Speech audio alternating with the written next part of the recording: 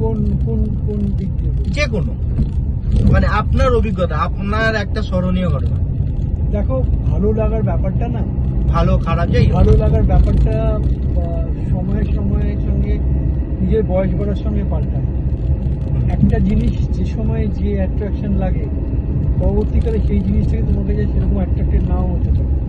অর্থাৎ তোমার মনের পরিস্থিতি কেমন আছে তার উপর ডিপেন্ড করে তোমার কোন জায়গাটাকে ভালো লাগে।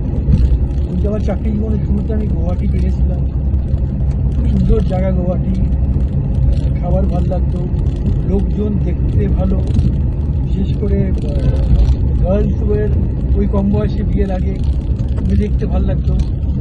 তো সেই সময়ে অ্যাসামিজ মেয়ে দেখে খুব ভালো লাগতো। এটা একটা ন্যাচারাল বিউটি ছিল, খাবার ভালো ছিল, গুয়াহাটি খুব ভালো লাগতো।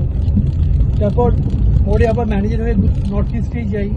তখন আমি আবার সারা নর্থ ইস্ট ঘুরি, মানে তোমার আসাম থেকে, মিজোরাম থেকে,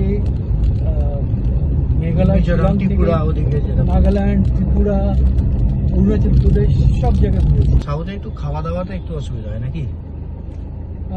সাউথের খাবার দাবার, সাউথে যেমন যেটা এখানে বোঝা যায় না, সাউথ ইন্ডিয়ান অলসো প্রচণ্ডভাবে তারা ননভেজ খেতে ভালোবাসে।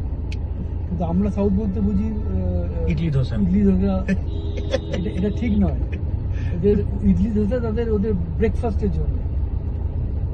ওরা যেমন বিশাখাপত্তনম, ভাইজ্যাগ, ইভেন হায়দ্রাবাদ, প্রচণ্ড ওরা ননভেজ খায়। এবং তামিলনাড়ু, চেন্নাই, কেরালার হিন্দু, এরা বিফও খায়, আচ্ছা, যেটা অনেকের আইডিয়া নেই।